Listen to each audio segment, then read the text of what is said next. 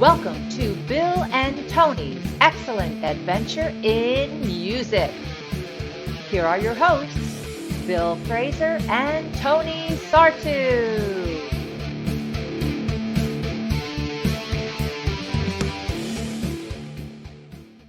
Welcome to Bill and Tony's Excellent Adventure in Music. I'm Bill. And I'm Tony. And we are going to explore our love for music by sharing some facts and our thoughts on some of the best albums of all time. And today's album is Red by Taylor Swift.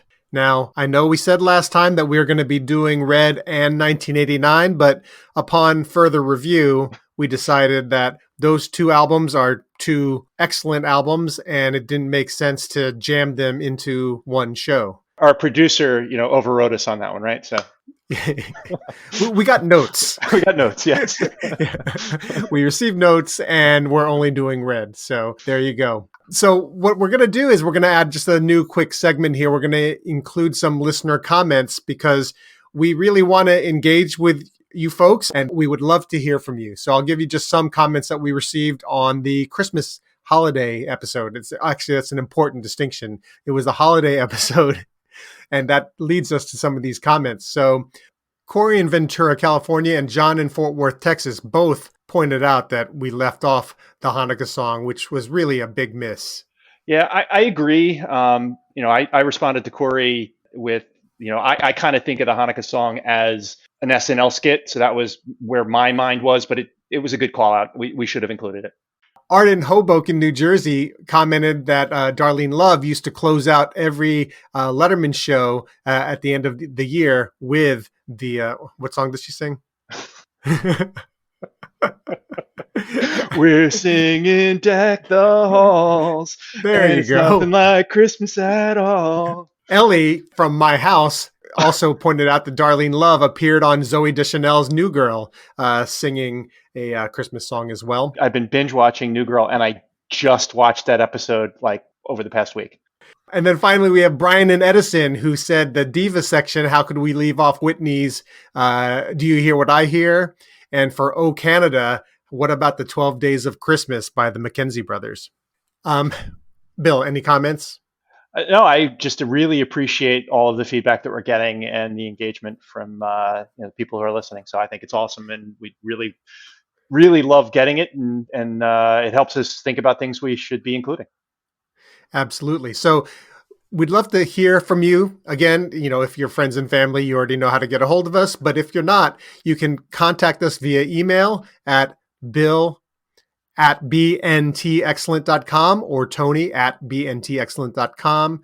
The show has an Instagram page, Bill and Tony Pod, and we have a Twitter account at Bill and Tony Pod, and we're on Facebook with BNT Excellent. Of course, you can also find us on our individual social media accounts as well. Okay, with that piece of business out of the way, Bill, tell us about the social and musical context. So, Tone, let's talk a little bit about what was going on in 2012. Barack Obama was reelected president. He defeated Mitt Romney in the election. We had several big events going on in general. Hurricane Sandy took place in 2012. For anybody who lived through that storm and had to deal with the after effects from it, it was obviously a significant storm, and we've obviously seen a lot more storms in the past several years that are of that ilk. 2012 was a big year in what also is a disturbing trend in mass shootings. You had both the mass shooting in Aurora, Colorado, where a gunman went in and shot in a movie theater in The Dark Knight Rises. You also had the Sandy Hook Elementary School shooting in 2012. The Benghazi attack took place in 2012. Dick Clark died in 2012. Facebook IPO'd in 2012.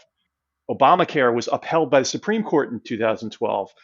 And Obama came out and was vocally in favor of gay marriage in 2012. So a lot going on in social context. Moving to movies and TV, there were some big movies that took place in 2012. Top 5, The Avengers, Dark Knight Rises, Hunger Games, Skyfall, and Twilight Breaking Dawn Part 2. In TV, a couple of NCISs, NCIS and NCIS LA, both in the top 5, as well as Big Bang Theory and Sunday Night Football. Whoa. What was number 5? Number 5 was Person of Interest, and I know that's a personal favorite of yours, so I will. Personal favorite of mine. How could you leave it off? Yeah, Guys, if you haven't watched Person of Interest, it's really a fantastic show. Can't figured you would call that out. encourage you enough. Yeah. All right. All right. So, Tone, I want to do something slightly different for 2012 because it was fairly recent, and I was looking at sports in 2012, and it was an insane year for sports. So, I'm going to pose to you who had the best year as an athlete in 2012, and I'm going to give you some quick rundown of the years that people had in 2012. Let's go to baseball. Miguel Cabrera won the Triple Crown in 2012, and the MVP. Mike Trout, it was his rookie year, won the Rookie of the Year, was the runner-up in MVP, and had just a ridiculous year in a very short season. In football, you had Johnny Manziel won the Heisman as a freshman. Calvin Johnson, Megatron, broke the single-season receiving yard record in 2012. Adrian Peterson almost broke Dickerson's rushing record in 2012. In basketball, LeBron James at age 28 wins his NBA championship, his first with the Miami Heat. He also wins an Olympic gold medal. You had the London Olympics in 2012 with Usain Bolt at age 26 winning his double triple. He won the 100, 200, 4x100 in back-to-back Olympics in 2008 and 2012. Michael Phelps at age 27, 4 gold medals, 2 silvers, finishes with 22 medals and 18 gold. Missy Franklin at 17 wins 4 gold medals and a bronze.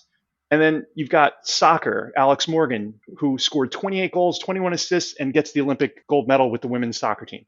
But I'll argue that while all of those seasons were tremendous, there were 2 athletes that had better years than all of those people. And those are some pretty special years. Okay. Serena Williams at age 31 dominates the back half of the year, absolutely dominates. She wins Wimbledon, the US Open, the Tour Championships, and both the singles and doubles championships at the Olympics. Just an absolute domination in the back half of that year. But that might not even be the best year in sports that year. The best year in sports probably belonged to 25-year-old soccer superstar Lionel Messi, who over one calendar year achieved the most goals scored ever that still holds. He scored 91 goals in one calendar year, an absolute all-time year for soccer.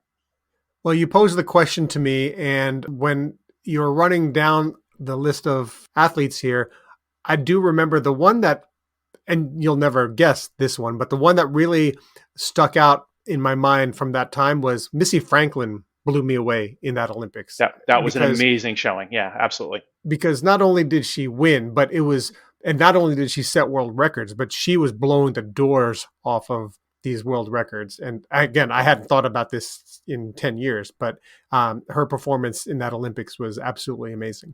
So just a great year in sports. So I had to call that out. All right, so let's pivot back to music, and we'll talk about the top albums and singles of the year. So unlike past years when, we've only had a handful of number 1 albums, 2012 had 32 different number 1 albums. 32 different number 1 albums. I mean, that's like as if nothing really dominated that year. The year opened with Michael Bublé's Christmas as the holdover number 1 from the year prior. And then Adele took over for 10 weeks with 21. Now that was released in 2011, but it was the top seller for the entire year of 2012 and was number 1 for 10 weeks in 2012. One Direction had 2 number 1 albums, and other artists to have chart toppers were Bruce Springsteen, Pink, Alicia Keys, Justin Bieber, Madonna, Carrie Underwood, Lionel Richie, Nas, John Mayer, and Nicki Minaj. So really just a wealth of music from all over the spectrum of music hitting number 1 on the album charts. And as far as sales go, the top seller for the year wasn't any of those number 1 albums. It was Imagine Dragons with Night Visions, and Bruno Mars with Unorthodox Jukebox, Taylor Swift's Red, Lana Del Rey with Born to Die, and Pink with The Truth About Love were the top 5 albums as far as sales go in the year. So, Tone, 2 other albums that I would just call out as special albums that came out in 2012. Kendrick Lamar's Good Kid, Mad City, just an absolutely special album. And Frank Ocean, Channel Orange is an absolutely amazing album as well. So 2 albums that came out in 2012 as well that I would highly recommend. Great. So now we'll talk about the top 5 singles for the year. The top 5 singles were Somebody That I Used to Know by Gautier, Call Me Maybe by Carly Rae Jepsen, We Are Young by Fun. And that's going to be an important thing that we're going to circle back to when we talk about Taylor Swift and Red. Payphone by Maroon 5 and Lights by Ellie Goulding. Some other notable singles were Stronger by Kelly Clarkson, which was number 7. We Found Love was number 8 by Rihanna featuring Calvin Harris, who is an ex-partner of Taylor Swift. Starships by Nicki Minaj was number 9. Number 10 was What Makes You Beautiful by One Direction. And some other notable hits were at number 14, Some Nights, also by Fun. So Fun really had a huge year. Number 33 was Taylor with We Are Never Getting Back Together. And then finally, number 36, Moves Like Jagger. The other one that I'd be remiss if I didn't mention, Tone, is from the Korean artist Psy, Gangnam Style. That Really? came out in 2012, and that was absolutely a viral hit. The song was off the freaking charts, maybe not on the record charts, but as far as like YouTube hits and watches, it was enormous, that song. So 2012, Oppa Gangnam Style. That was absolutely enormous. Yeah, I am surprised that didn't make the list. I don't know how. I'm doing a dance here. Nice. All right, so thank you, Tone, for the musical background for 2012. There was a lot going on in 2012. Maybe we should talk a little bit about our own personal histories with Red. Sounds good. So I'll go first, and I'll get me out of the way and let you swoon. So for me, Taylor Swift has played a large part in the past 15 years of my life-ish, because with 3 daughters who really enjoy her music and have listened to her music rapidly since her debut album in 2006, I really have heard Taylor Swift since day one. While I maybe didn't listen to the totality of Red as an album back in 2012, I heard every single off of that album in 2012, and I heard it a lot. So it definitely had Taylor Swift right in front of me at all points in time, really from 2006 until present. And somebody who I really enjoy as an artist, and I've really enjoyed watching her progress as an artist. Well, as far as I go, I don't have that long of a history as you. I'm really only, a Swiftie from about maybe from 1989 is when I got involved with my fandom. And really, it was because of Blank Space. I heard Blank Space. I said, holy crap, this song is, besides being amazing, it's such a great inversion of the public narrative on her and that negative narrative. And I just admired the way she flipped the script on that and owned it. And it was really almost out of admiration for how she did that really caught my attention. I said, hey, this woman is smart. She's might be talented. I don't know, because I really wasn't listening to her music, but she was definitely smart. So, Tone, have you gotten to see her in concert? Sadly, no. I wanted to go to Reputation, but Ellie wasn't into Taylor at the time, and I was still in my closeted phase where you weren't going solo. Okay. I wasn't. No, nor I wouldn't have had to go solo, because little did I know was I should have just asked my friends with daughters, because everybody seemed to have gone except for me. So it's funny enough, and this goes back to you and I just didn't talk about music on this level. I actually went to both of the shows at MetLife. I had extra tickets, and I had no idea that you would have been interested in going.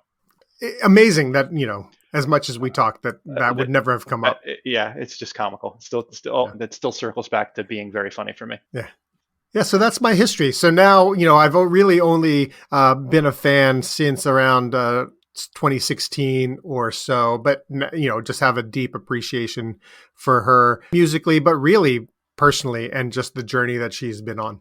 As a matter of fact, I remember at 2020, Colleen and I were at Sundance in Park City, Utah, and she wasn't feeling well. So I had to go and stand in the standby line to see a screening of Miss Americana. So 7 a.m, I'm by myself. I'm standing in this line with a whole bunch of young women and this one old solo dude.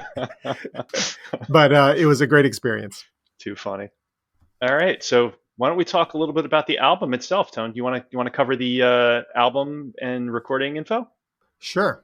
Red was recorded in 2011 and 2012, and it was initially produced by Nate Chapman, who produced her previous records.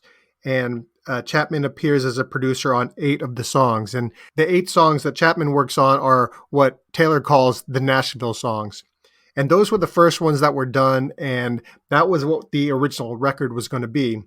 But she had really, after writing and recording those songs, she just felt a little stagnant. She felt like she wanted to grow beyond just this very narrow country lane, but she was kind of hesitant about it because, first of all, country radio does not approve of anything swerving outside of the lines of what they think is appropriate. And she was always reticent to, explore her pop and rock inclinations. Now, she'd always sort of dipped her toes in that in earlier albums. Absolutely. I mean, you've got 3 albums prior to this, right? You've got her debut, Taylor Swift, the self-titled. You've got Fearless in 2008, and then you've got Speak Now in 2010. And what you see, I think, in Fearless and Speak Now is you start to see some pop songs on those albums.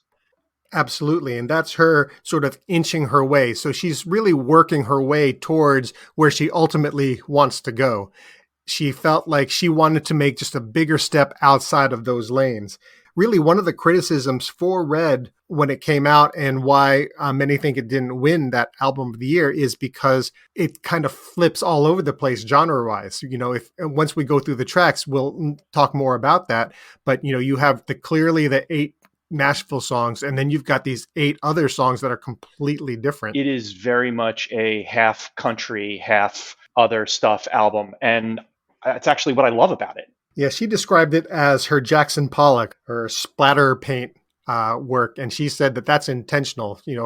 People said that they thought that it didn't have sonic cohesion, but she says that that is by design because Red is her only true breakup album, and that's how a breakup feels. Your emotions are all over the place. Yeah, and you've got the 8 songs that are on the more negative side and 8 songs that are on the kind of coming out of it side. So it's definitely it is an interesting album from that perspective. Yeah. So that's where we're at. This is really the big leap towards pop, which would culminate with 1989. So she was taking little baby steps in the previous albums. And then this was kind of a bigger, real step outside of that lane, and then leading us to the global pop superstar that she is today. So, Tom, why don't we talk about the album art, and then I think that might lead us into something you might not know. Sound good? Let's do it. All right. So the album art is very simple for this. So I'm just going to describe the cover. So anybody who's either got the album or could go on Spotify or on Amazon Music can see the album cover. It is a picture of Taylor with shadows kind of covering her face, and really what you can see very prominently is her lips that have very bright red lipstick on them, and then the title Red and Taylor Swift underneath it. So it is a very simple album cover, but it kind of speaks to the visual of just what you see. You see red jump right out at you in the middle of the album cover, and you see it in the form of her lips on the cover. And Taylor was the art director for this album, and she made this very specific choice, and I think we're going to talk about that a little bit more later on.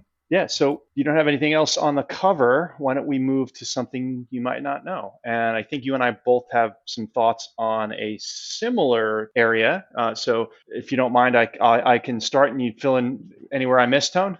Sounds good. All right. So I think where I was going to go with is something you might not know. And I think this might not be anything too surprising for people who are big fans, but something that really didn't jump out at me because I wasn't as versed in music history are the parallels between Red and Joni Mitchell's Blue. So first you've got obviously the polarities of the colors, right? So Joni Mitchell Blue, 1971 classic album, number 3 album, Rolling Stone all time, just a spectacular album. And Blue was really an album about pain and loss and really that feeling of loss. And you see the cover of Blue is an image of Joni Mitchell looking down, cast in blue. And then you cut to the image of Taylor Swift looking down, and all you see is her red lips. So you can see some parallels between the 2 covers, but you can also see some parallels between the albums. And in an interview that Taylor Swift had done, leading up to Red, she mentioned that Blue was her favorite album of all time, and she really described Red as an album where it's really about bold, intense color and emotion, and intense emotions that she's written about, and that good red emotions, which are like love and passion, and bad red emotions like anger and jealousy. And it's all kind of blended together in this album that comes together as Red. And Joni Mitchell's Blue is really very much similar in that it's about the pain and suffering and the depression that she was going through, and the feeling of loss that she was going through, specifically with her breakup from Graham Nash. And that was the inspiration for Blue, as well as what was going on at the time. 71 was a tumultuous time, so I think you've got the relationship component, difficult time in history, and it was a feeling of pain and intense emotion. And the way that Joni Mitchell described it was that she really described herself as being like a cellophane wrapper on a pack of cigarettes, that you could just see through all of her emotions, and that they came out very clearly in this album Blue. And I think that was really what Taylor Swift intended on doing with Red as well, is really being transparent with her feelings and letting them out very clearly in the album. I'll comment that my personal top 10 songs of all time include All Too Well from this album and Case of You from Joni Mitchell Blue. So it's appropriate that we're going to talk about the two of them here together. So I'll pick up on that with a little bit more something you don't know on this topic, and that is that do you remember, or are you familiar with the song Mean from Speak Now? She won a Grammy for it. All You Are Is Mean. Yeah, I listened to the album maybe last week or the week before, so yeah, I do remember it. Yeah. So that was in response to a prominent country music blogger named Bob Lefsetz, who torched Taylor after her performance at the 2010 Grammy Awards. She did a medley of songs with the patron saint of this show, Stevie Nicks. And I haven't heard the performance, but by most accounts, she wasn't good. She didn't sound good. And Lefsetz demolished her for it, said that she might have killed her career after that performance. And then he went on to suggest that she was a terrible singer and might be using a lot of electronics and auto-tune, and, basically took her down, after that performance. And she responded with Mean, which ultimately won a Grammy. But how's that all related here is in the conversation with Lefsetz, where she was responding to him saying, I don't use any electronics, and I can write songs. She went on to write Speak Now and wrote every single song as the solo single credited writer, including the song Mean, which is about this guy. But in the interview that she said when she was defending herself, he asked her, have you ever heard Joni Mitchell's Blue? And she said no, she had never heard it before. So here we are talking about her, and this is her favorite album of all time, the inspiration for Red, but literally 2 years earlier had never listened to it before. And in a way, we have Bob Lefsetz to thank for that. That is a very interesting fact, but you also put into context how young she was when this all was happening too. So I think it's a really kind of cool thread as how it ties together, and how even people who aren't nice to you sometimes wind up giving you a gift in some way. Yeah, exactly. And when we all got the benefit of that gift as well. All right. So, Tone, I think that kind of ties together Taylor and Joni Mitchell, and really kind of tells a little bit about how some of the songwriting and the emotion came out in the album. But there's, I think, another story about how this album came together in really what we started talking about a little bit before. And I think you might talk about that in the next segment of Something You Might Not Know. Yeah. So I mentioned how she was the single credited writer on Speak Now because she wanted to prove that she was a songwriter. So now she's working on Red, and like we said, she had the 8 kind of Nashville country songs, and she really she felt stagnant, and she wanted to really press way beyond those bounds. She just was bored, basically. And she was turning to the music that she liked, and she ended up working with a gentleman named Max Martin. Now, I'll be honest with you, before Taylor and sort of getting to know this album, I didn't know the name Max Martin, but clearly anybody who listens to any kind of music knows Max Martin's music. So how about you? I had heard the name Max Martin before. I knew how prolific he was in pop music and being involved with some big artists. Well, maybe I didn't quite understand how prolific he was. Yeah. So I'll leave it at that. It's hard to understand how prolific he was because it's just off the chart. So some of the songs that he came to the forefront with in the 90s included Baby One More Time by Britney Spears, I Want It That Way from Backstreet Boys, That's the Way It Is by Celine Dion, It's Gonna Be Me by NSYNC. He also went on to write 25 Billboard Hot 100 number one songs. I think there are only two other people who have more than him. Exactly. So the other two people, John Lennon and Paul McCartney. Ridiculous. To be in a club. Ridiculous. Basically, the Beatles and Max Martin have written the most number one songs in history. So among his 25 number ones include a couple of songs with Taylor, Katy Perry's I Kissed a Girl, and Roar, and I think a couple of other Katy Perry songs. And he's got number ones with The Weeknd, with Blinding Lights, and just a bunch of other songs by a bunch of other artists. So in addition to, all those number one writing credits, he's also tied with George Martin for the most number one producer credits with 23. Just insane. What a prolific guy. And oh, by the way, he's essentially the modern Beatles. And, oh, by the way, he's our age. He's 51. Bonkers. So that's Max Martin. He was a major contributor to this album, but just a couple of others, something you might not know is then, so this is, now Taylor's really trying to step out of her comfort zone, step out of the country lane. So she also brings in a guy named Jeff Basker to work on this album. And he's a Grammy Award-winning producer.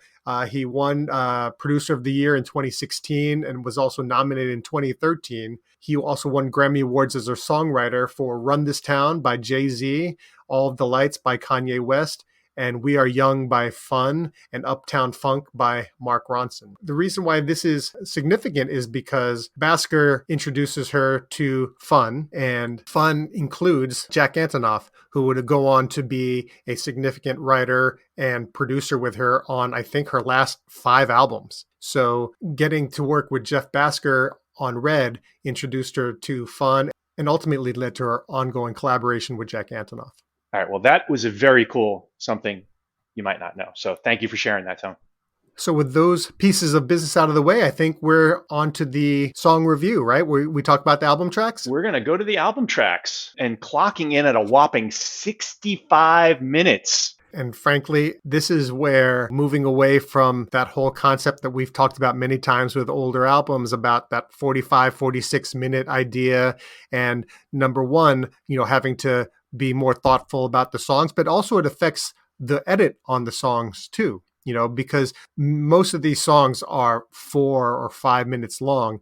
And in the album era, you would have to either, tighten those songs up so that they're shorter so that you can get more tracks on the album or just have fewer tracks. And, without that limitation, I think that maybe you lose some of the editing that you might need to have had in the past, and maybe you get a little bloated on the length of these songs.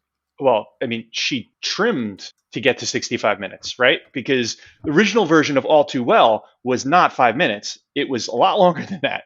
So Red Taylor's version, 130 minutes. Yeah, so this is her being lean at 65 minutes and 16 songs. So let's get to the first one, which is State of Grace. I have in my notes for State of Grace, she played it as the opener for a lot of her concerts. It's a stadium type song. Like it feels like a stadium pop anthem. That's what it feels like. Absolutely. You could totally hear it opening up a show, and it's a great way to open up an album. I love that the driving drums, 100%, and it's really yeah. just that pulsation and just getting you going.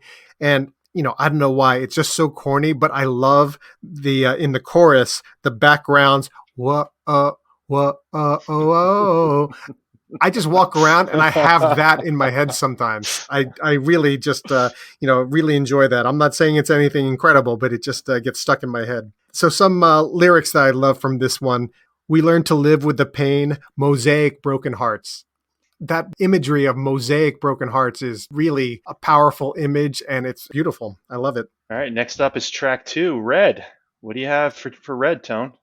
This is a good song. It's nothing about it stands out in particular. I do like the line, losing him is blue like I've never known. It's almost a, hearkening to that whole red blue Yep. connection that we were talking about. Yep. Other than that, it's a good song. It's not special, but it's good. So I really, really like the song. It's got a strong country backing, but it does have pop sensibility to it. So you've got the pop. It's a country pop song, and what I get from it is you get this unstable passion is what she's really kind of covering in the song, and I think it comes through. Yeah, no, it's a good song. I think it's a little simple. It's all of the, oh boy, I'm an English major, but I forget, is it simile or metaphor? It's just a series of loving you is like this, like this, like this. And obviously that's the form of the song, but I think that she's a little more creative than that. I believe that's a simile, but I'm going to leave that alone.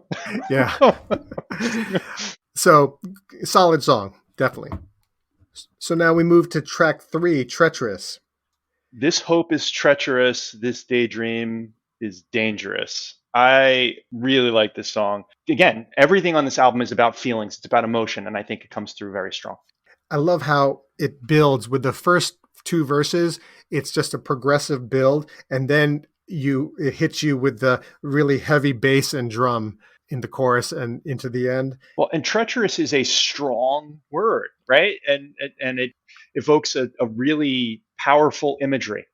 Yeah, and 2 lyrics that I really like about from the song are, I can't decide if it's a choice, getting swept away. It's kind of interesting, is it beyond your control, or are you willingly, going into this? And then another, really cool line is, nothing safe is worth the driving. So track 4 is our real first heavy duty pop song. It's our dubstep track. There you go. Let's do it. So it is I think, a perfect pop song. I mean, it's got almost like a Skrillex type sensibility to it. Well, and first of all, we should call out the song. It's I Knew You Were Trouble is the song that we're talking about. You get the build up, and then the bass drop, so that's like a standard EDM song format. And we get that here with Trouble. Well, and I love the distortion when she, does trouble, trouble, trouble. I love the distortion that they play in her voice. Yeah. And some lines here that I like are, he's long gone when he's next to me, and I realize the blame is on me. This song is, about Harry Styles. And when you think back to Dear John, and it's like, should have known, but with Trouble, she's saying she knew what, Harry Styles wasn't putting up any fronts. There's no, chicanery here. He was who he was, and she knew he was trouble. And that's what this song's about. See, I get confused about who some of these are about, though, on whether it's Harry Styles or whether it's John Mayer or whether it's Gyllenhaal or whether it's, I don't know that it's, at least not clear to me. I don't know her love life well enough necessarily, but well, it's just the timing wise. You definitely get you definitely get there was not some great stuff going on. So, all right. So, anything more on Trouble? Nope. But why don't we move to track 5? And I know this is one of your faves, so I'm going to let you kind of kick it off and All Too Well. What can I say? So I've already told you this is one of my 10 favorite songs of all time. There's just so much that's good here. To me, like every single line in this song paints such a vivid picture. The song, you could see it as a movie, and then what did she do last year? She made the movie. So some of them are so obvious, it seems dumb to mention, but you call me up again just to break me like a promise, so casually cruel in the name of being honest, might be my favorite lyric ever written, ever, from anybody. What I get from All Too Well is you definitely get the singer-songwriter on a guitar. You can almost hear her writing it when she's singing it, right? So it feels just like someone telling a story. To your point, you can visualize it. And those types of songs where the lyrics really paint a picture so clearly are powerful. I mean, how good is We're Dancing Around the Kitchen in the Refrigerator Light? That is just such a clear visual, and you want to see that movie. Well, after plaid shirt days and nights when you made me your own, now you mail back my things and I walk home alone. I'm sure you must have seen the Grammy performance where she did this. I did. Yeah. This reminds me of, one of my other favorite songs of all time, U2's Bad, where she didn't release this as a single. In no way, shape, or form did she ever think that this would be some sort of a hit. They had no plans for it other than they put it on the record because it was important to her. And she ended up performing it at the Grammys because of the unexpected reaction that she got from her fans and how powerful it was for them. So she goes on and she does it at the Grammys, and oh my God, the hair whips is just something you can't forget once you see it. All right, so I got to take the next song because I cannot hear this song, at least right now, and not think of my daughter Olivia because she's 22. And she just had her 22nd birthday in October, and this was the theme song of her birthday because I don't know about you, but she was feeling 22. So oh, I can't believe Livy's 22. That's mind-blowing. it goes by very quickly. So what do you like about the song? I love it as a pop song. I mean, it's just an awesome upbeat pop song, and it just dancing like we're 22. It just makes you feel good. Like I like the song. Yeah, and bringing this right after All Too Well is great because you've got that down, and then it's like, and now it's that mosaic of emotions. And best line for me in that track: "We're happy, free, confused, and lonely at the same time. It's miserable and magical." Love that. Yeah, that is a great line. I know we're not talking about the Taylor's version album, but I think it's important to talk about how All Too Well 10-minute version connects to 22. Because in the 10-minute version, there's this whole segment talking about Jake not showing up for her 21st birthday. What's the line? You who charmed my dad with self-effacing jokes, sipping coffee like you're on a late night show. But then he watched the front door all night, willing you to come. And he said, it's supposed to be fun turning 21. So it's her 21st birthday. He said that he was going to come. He didn't come. And all she's doing, she's not celebrating. She's just waiting for him to show up. And he doesn't show up. And then we go from that to 22. And that complete shift in tone and how much fun she's going to have and all that stuff. So I think that ordering is completely intentional. So next is track 7, I Almost Do. This is one of those where it's a good song, but I'm not crazy about it. I'm not sure that it does a whole lot for me. So I really like this song. And I think just some of the lyrics, it takes everything in me not to call you. Every time I don't, I almost do. It tugs at your heartstrings. I mean, it's that heartbreak. And she captures it really well in the song. And I agree, like there's this really good line here. I bet it never occurred to you that I can't say hello to you and risk another goodbye. Yeah, she's brilliant. This is well done. It's just on the lower tier for me on this album. Well, and then you move from I Almost Do to we are never, ever, ever getting back together. This song ever. Like every time I listen to this song, I like it a little bit better. When I first started listening to the album, it was fun, but I thought it was a little silly. But she is so freaking funny. Like this song is a stand-up routine, if you think about it. I mean, so many funny bits and jokes in here. It's unbelievable. I remember when we broke up the first time, and then there's the what?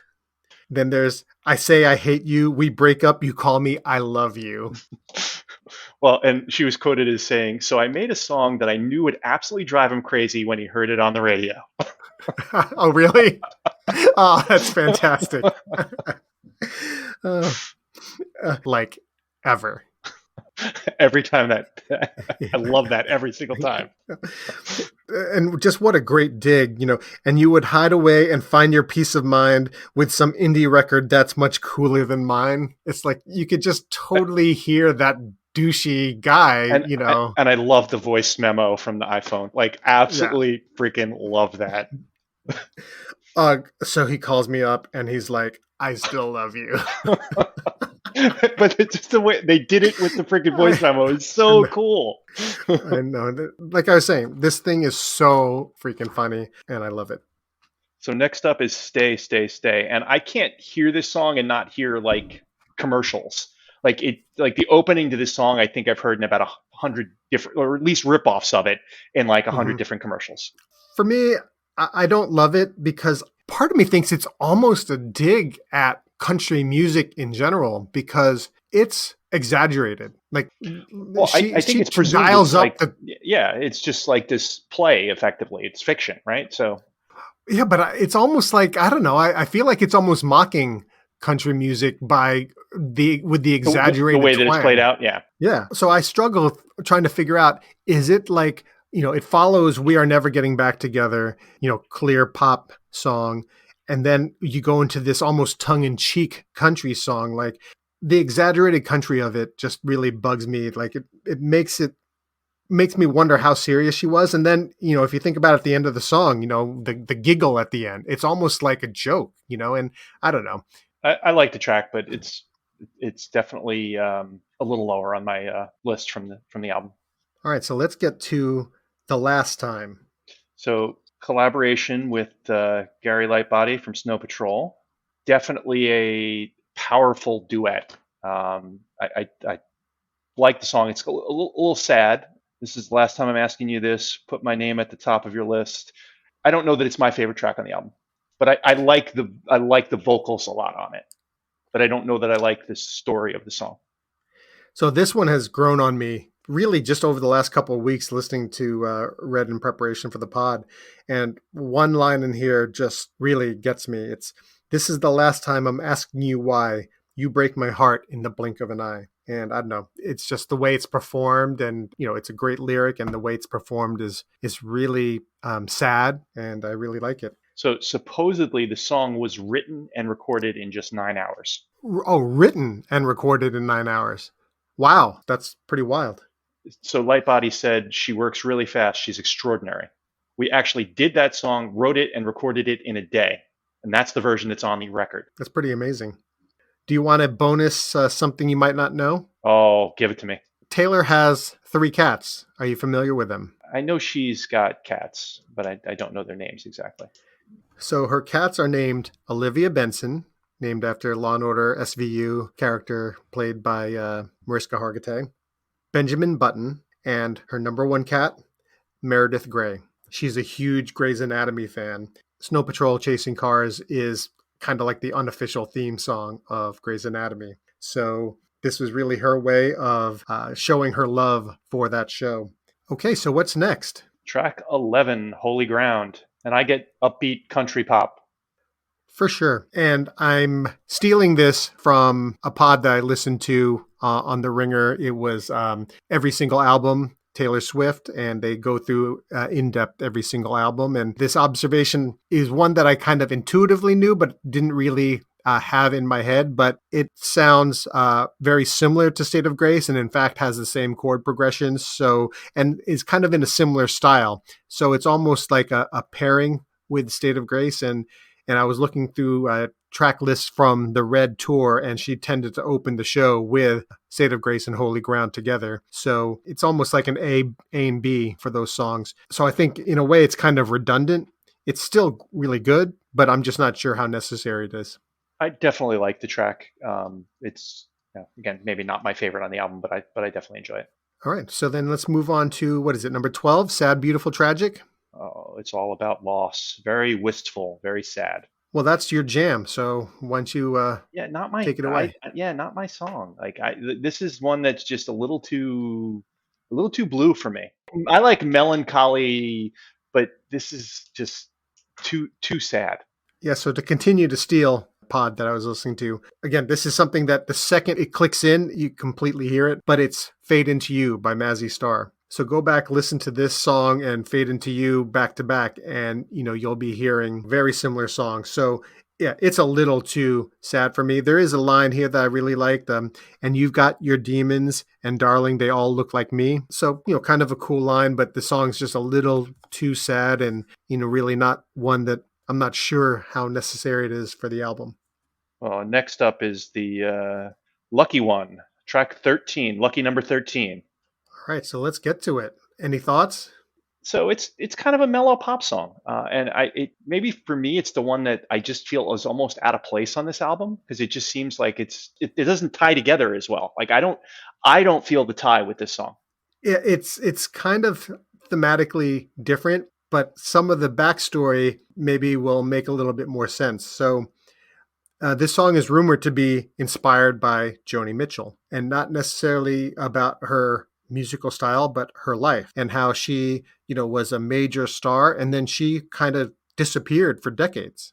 And that's what this song is about. She's talking about the lucky one, and talking about you traded a rose garden for Madison Square, and what she's talking about there is you just retired basically while you were at the peak of your powers. You retired, and instead of doing continuing to perform, you just focused on you and lived your life. So it's a song that's really sort of inspired by Joni Mitchell, but there's an additional sort of connection here to Max Martin. He had nothing to do with the song, but there's a song by Britney Spears that was written by Max Martin called Lucky. Yep. Yeah. And if you actually listen to Lucky and you listen to the story in the Lucky one, there's a lot of similarity there too, as far as and she covered that song in her Speak Now tour. So she actually, did she? She covered it in that tour. Yeah. Oh, well then, gosh, to me, it's almost a non-question. Is the Lucky one sort of drawing on Lucky? Well, and to the whole Joni Mitchell of it, I read an article that she was supposedly in talks to play Joni Mitchell at the time, and it was a book that was going to be made into a movie that was covering Mitchell, Carole King, Carly Simon. It was really about becoming stars. I think the book was called Girls Like Us, and the movie was actually killed by Joni Mitchell. So she didn't get obviously the part. The movie wasn't made. So interesting. All right, so we're getting towards the back end here. We've got Everything Has Changed. This is the duet with Ed Sheeran. So love this song. I feel like their voices go together really nicely on this duet. It's an upbeat love song. I feel like it's coming out of the woods, right? She brings that feeling of like, oh my God, I've got a renewed belief that things are going to be good and things are going to be okay, and I'm coming out of it. And it's a beautiful song, and the way that they sing it together, I think it really is one of my favorites on the album. I agree that it sounds lovely. I think that they sing really nicely together here, and it sounds really good. Personally, it's Ed Sheeran just for some reason doesn't do it for me. So like I can appreciate that it Dude's sounds talented, good. man. Dude's very talented. Without a doubt, yeah. Just for some reason, the sound of his voice just doesn't appeal to me. So I think that this is a high quality duet. I think that Sheeran just takes it a notch down for me just because he doesn't work for me, but I think that they execute this really well. I'm going to disagree on that one. I absolutely think it works. So maybe I'm sandbagging you and I'm going to snake this from you in the song draft. We'll have to see. Number 15, Starlight. I mean, the story here is kind of bonkers. Well, wasn't she dating the Kennedy at the time? And no. I thought she was dating Connor Kennedy at the time.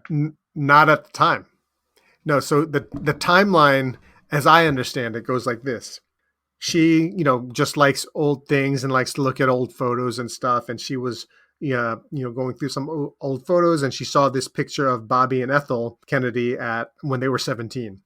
So, she sees this picture, and then she's just starting to imagine the story behind the picture. And she basically creates this whole, mythological story about what Bobby and Ethel were like at 17. So this is before and she's got four Ethel in the liner notes, right? So yeah, but this is before she's met them. So now she's on tour. She's on the Red Tour, and Rory Kennedy, one of Ethel's daughters, contacts her and says, "Hey, I guess they're doing a show, local to them," and asks her for tickets. And Taylor obliges, and then they meet backstage afterwards. And Taylor tells her this story, that we were just talking about how she came to write this song about her mother. And Rory says, "Well, would you like to meet her?" And Taylor's like, "Yeah." So that's how she became acquainted with the Kennedys, was through Rory, because Rory came to see the show. And then later on, she would go on to buy the house next door to Ethel Kennedy and then go on to date Connor, who was Rory's nephew, Ethel's grandson. And in a way, this song is almost a dry run for something that we're going to see on Folklore, because she does something similar with Last Great American Dynasty, where she ends up talking about the house that she buys after she sells the house next to the Kennedys. She buys the house that she ends up writing Last Great American Dynasty about. So, maybe watch the real estate transactions for your next Taylor Swift song. I will keep an eye out. All right, let's bring it home with track number 16, Begin Again. Begin Again. What do you think? Another love song about starting over. It doesn't jump out at me. It's a good song. Personally, I would have ended the album with Everything Has Changed. So I feel like this song is extraneous, and I would have moved things around a little bit. I think that the Ethel and Robert song didn't need to be between this and Everything Has Changed. She could have moved that up. My opinion. Oh, hey, I agree with you. If we're playing the exercise of how do we shorten this album, I think you could have trimmed 2 tracks from this easily. Made it a pretty tight 14-track album. Not that it's not a great album, it is. Yep. But I think you could have trimmed a couple. So I agree with you 100%, and I would totally cut this from the album. But in the parameters of this is on here, then this is where it belongs. Well, I understand with it on the album as being the last track on the album. I get it, but it's ending on an upbeat note. A couple of lines that I did like here are, he didn't like it when I wore high heels. A dig at Jake because he was short and she's 5'11". She also says he always said he didn't get this song. Talking about how this new love of hers, they have more similar music tastes, and Jake, likes his indie records that are much cooler than hers. And then lastly, she says, "You throw your head back laughing like a little kid. I think it's strange. You think I'm funny because he never did." And again, Jake, get a sense of humor. This chick is hilarious. Well, you said you never met one girl who has as many James Taylor's records as you, but I do. Mm-hmm. So Begin Again. So I guess I'm struggling with this. The title is Begin Again, but it almost feels like it's not Begin Again. It feels like she's rehashing. Like that's my problem with this song. It feels like she's rehashing emotions that she went through and she processed in the whole album, and she's rehashing them in this song. Versus Everything Has Changed is Everything Has Changed. I'm moving in a different direction. I agree. Let's cut it. I think we have to do the B&T supercut of Red. Yeah. How do we get this album to 45 minutes? That would be an awesome exercise, and we should do that, and we'll post our playlist of Red in 45 minutes. So, yeah, we'll do that, but I'm going to just tell you on mine, I'm going to get there probably by shortening some songs too. You're going full George Martin on it. Love it. Exactly. You're going to add an orchestra. And I'll maybe dub in some backing vocals. Tone, is that you on guitar on that song? All right, so that's the track review, right? So are we ready to do the draft? I think we're ready to do the song draft. And we are running long, dude. So. Oh, gosh. Well, it's not our fault. It's a 16-track album. So what are we supposed to do? All right. Remind us, Bill, what is the song draft? Our song draft is when Tony and I take turns building a roster of songs from the album that we're covering. So we each get to alternate picks. We create our own team of songs, a roster of songs. Tony will have his roster. I will have my roster. And at the end, we'll share it on our social media. We'll put a link to a poll, a Google poll, that will ask our audience to decide who came up with the better picks for the album, who created the better draft. Tony thinks his team's going to be the best. I think my team's going to be the best. And our audience will decide. So who goes first? Sheesh. I got to harken back to the last time we actually did a song draft, because we didn't do one on the holiday episode, Tone. And so what was the last show? Is it George? All Things. And I go first there? You went first on All Things. All right. All right. So, Tony, since you went first on All Things, and that was the last song draft that we did, that means I get to go first on Red. That's awesome. You're going to get Everything Has Changed with your number one pick? Now, I could be a spiteful person and take the song that I know that you want to take. The song that you've admitted to me is one of your top 10 songs of all time. I could be really spiteful and take that. It wouldn't be spiteful if you took the best song on the album. So I'm going to take what I like the best on the album.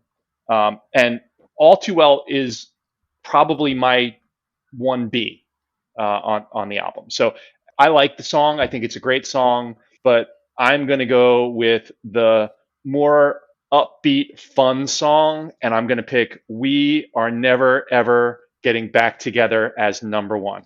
Wow, Bill. Do you still have the holiday spirit? This is so generous of you. I will take your gift. We Are Never Getting Back Together was my number two. So, I think that you absolutely picked correctly if you weren't going to take All Too Well. So I will go All Too Well with my first pick. So I'm going to stick with the upbeat pop songs, and I'm going to go with I Knew You Were Trouble at number 3. I'm going to go with State of Grace. I'm going to go with 22 at number 5. And really, a late climber just in the last 2 weeks has been growing on me. The Last Time. Really? Wow. Yeah. And I'm going to go with Everything Has Changed. So we get the duets out of the way. I'm going Red. Loving you is red, red, red, red, red, red, red, red, red. I'm going to go Holy Ground. I'm going to go Treacherous. I'm going to go I Almost Do. I'm going The Lucky One. Stay, Stay, Stay.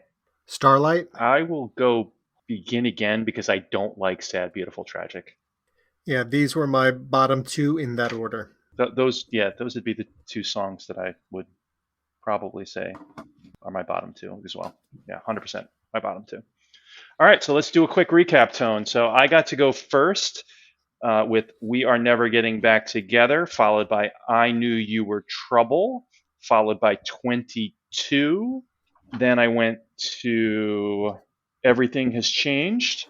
Next, I selected Holy Ground. Then I got I Almost Do, followed by Stay, Stay, Stay. And lastly, Begin Again. And my all-star team is All Too Well, State of Grace, The Last Time, Red, Treacherous, The Lucky One, Starlight, and Sad, Beautiful, Tragic. I have to tell you, this is continuing the trend where I suspect that we kind of got, songs in the right spots for us.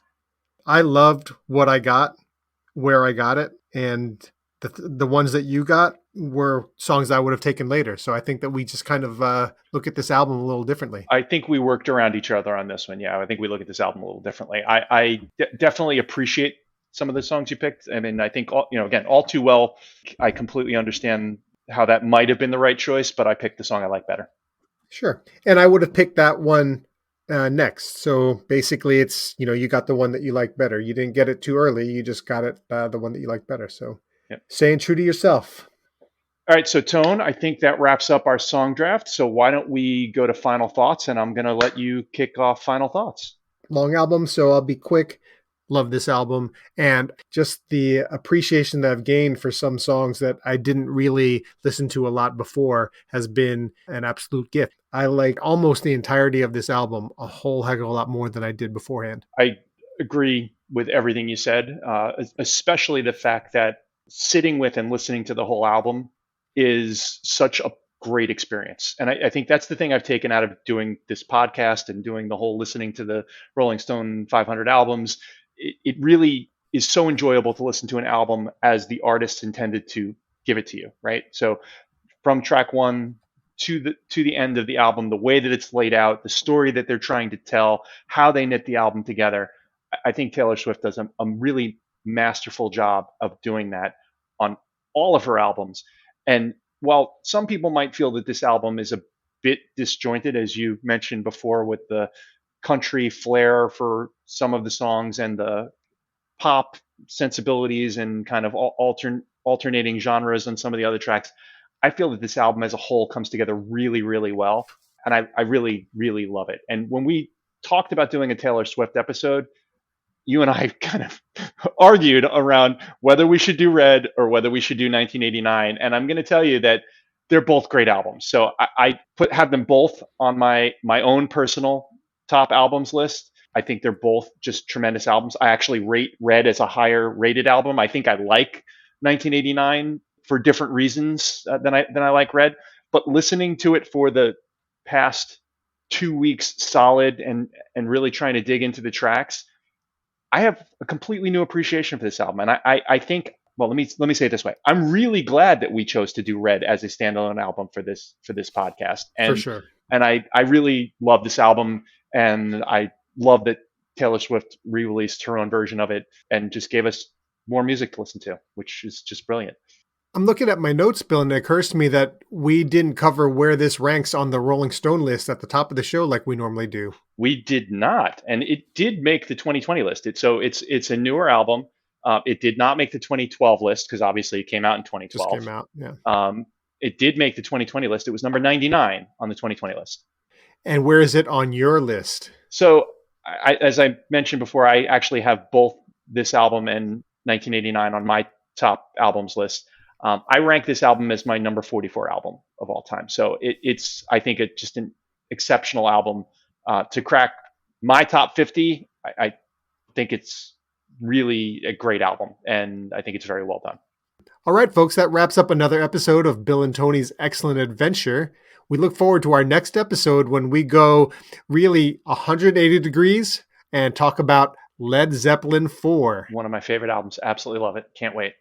All right, folks. Well, Happy New Year. This is the first show of 2023 for us. And it's our 20th episode, Tone. Our 20th episode. Unbelievable. 20 episodes. So thank you all for joining us for all 20 episodes. If you're new to the show with this episode, please look at the back catalog. We've got 19 other shows that we hope you'll enjoy.